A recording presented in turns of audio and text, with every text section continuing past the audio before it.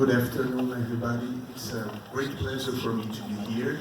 And the case of study I'm telling you today, it's like a story of my life about how I get passionate about concrete materials, pathology, and concrete design. Because this is a story of a building in front of the beach that is my summer home.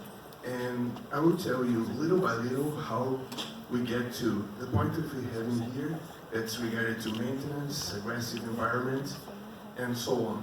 So, who helped us to be here today? It's two professors, me and my dad, that is a retired professor in structural design, and three master students that helped me to develop this paper. So, we all are familiar to the Sitter's law, that as late as we interfere in a structure, the cost is getting higher and higher, progressive, by times of 5.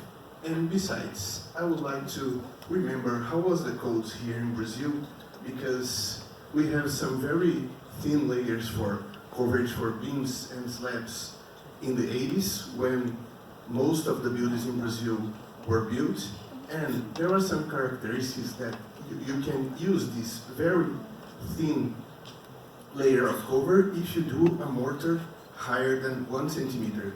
But the practice is that the designers take this example and use this outdoors too, and the constructors don't build the coverage. So we have a very dangerous future for these concrete structures. But let's keep in mind that it happened at the 80s. Later, sometimes we have an improvement in durability in codes in Brazil, and now we're building with higher covers that is supposedly safer. Well, I guess it's safer, but I have some discussions to have to you, and I'll give for all of you 2 questions in the next minutes.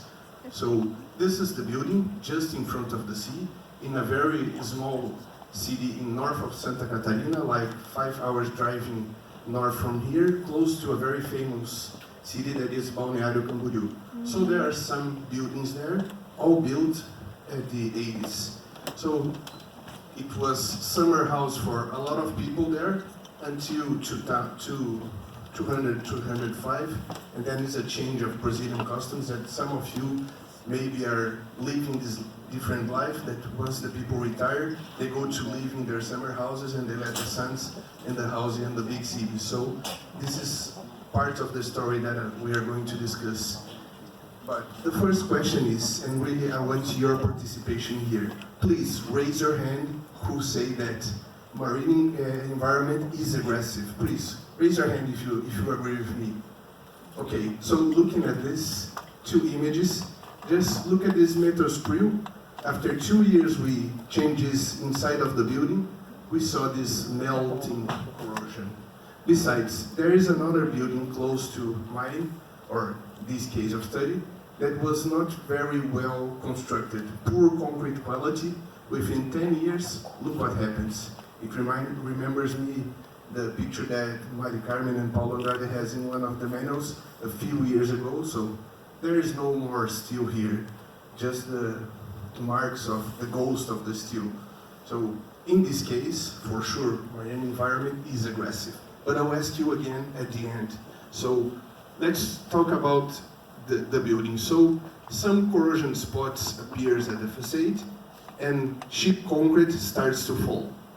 But the main concern about people who were the owners there is if this sheet concrete could hurt pedestrians or their kids, their grandmothers, or people who were there at the summer.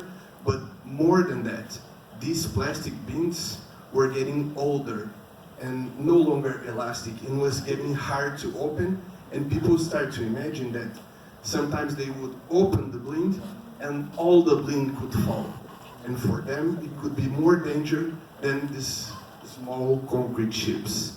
So they start to discuss in those community conventions that we were talking yesterday, that they want to change the sofa but not take care of the building.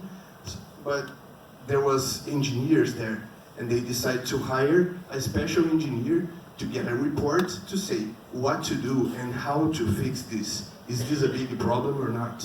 So having this technical report, So the problem was corrosion by chlorides in the concrete structure. It's a very big problem or not? We will look into details, but it was a high cost to fix what they saw in that technical report. There were 28 apartments in that building that time, different sizes, 2 bedrooms, 3 bedrooms, 5 bedrooms, and some of them said, I can't afford my part of this high cost. What should we do? Well, it's not a very big problem, so let's wait 1 year so we raise funds. And this is one of the main topics I want to tell you. Once you face this problem in small houses or small buildings, sometimes waiting 1 or 2 years to raise funds, it's better than hire a company and don't get funds to this and get some money from the bank to do it. So in this, not saying in small cases, but more home cases than not infrastructure, sometimes this type of decision is fundamental so we can afford it and make it feasible. So after 1 year, we have some more corrosion spots all around the facade, but okay, we're about to fix it. So after summertime, because it's very typical here that we live in our summer houses from Christmas to Carnival, and then we abandon the summer houses from Carnival to the next Christmas. So we have like 9 months in the year to fix the problem. So they started to fix it after Carnival with a very specialized company from a big city close to there. And it was supervised by another engineer because people at the building was not really trusting about the company, so they have a discussion. So it's like 2 companies, but one's just fiscalizing, another one executing. So just some remembers about the building and how it's usual to make this kind of repairs. So it was all around the facade of the building, but not inside of the apartments. It's interesting, and I'll tell you again about this. So there are some steps about how to do it.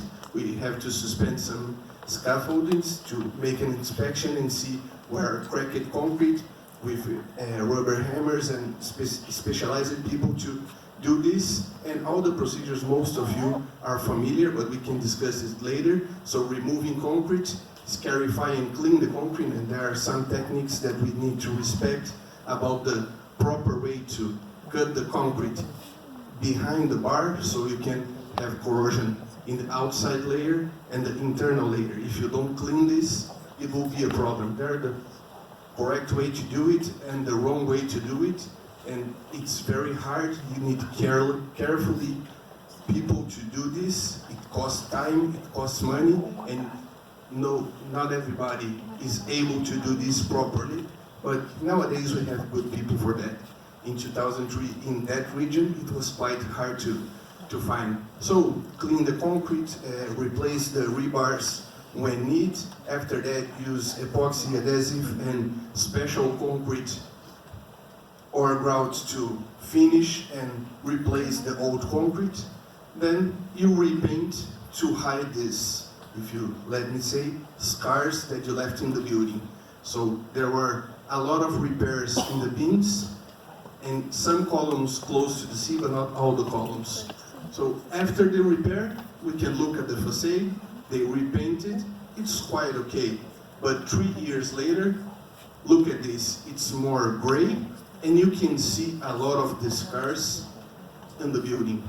So that's the good part of this story, because we have to repaint this every 2 or 3 years. So what was the decision? When we place people in the scaffoldings here to repaint, we train them to hammer all the structure to see if they find new corrosion spots hidden in the concrete. So we are repainting this building every 2 or 3 years, and we are not finding new corrosion problems. If we find one, we fix at the same year. So after other 60 years, so looking at this timeline, the construction in the 80s, 16 years later, some problems appear all over the facade and the garage that is quite open in front of the sea. This time that the repair occurs, and other 16 years, here we are now. we are not facing the same problems here that we saw 18 years ago. Why? Because we have this regular maintenance. When it appears some corrosion at the garage or at the facade, we fix it. So let's see some example of how it is nowadays. We repainted the building last year, before summer. So we can see those scars behind the painting. The picture here is not that good, but we can see scars of the column at the beams and some connection at the column in here. So we will always see these scars. So it's good for us because we know where we fix it and we know where we didn't fix it. So once we train the painters to look at this, so it will be easier for them to see what they are knocking and trying to find some corrosions.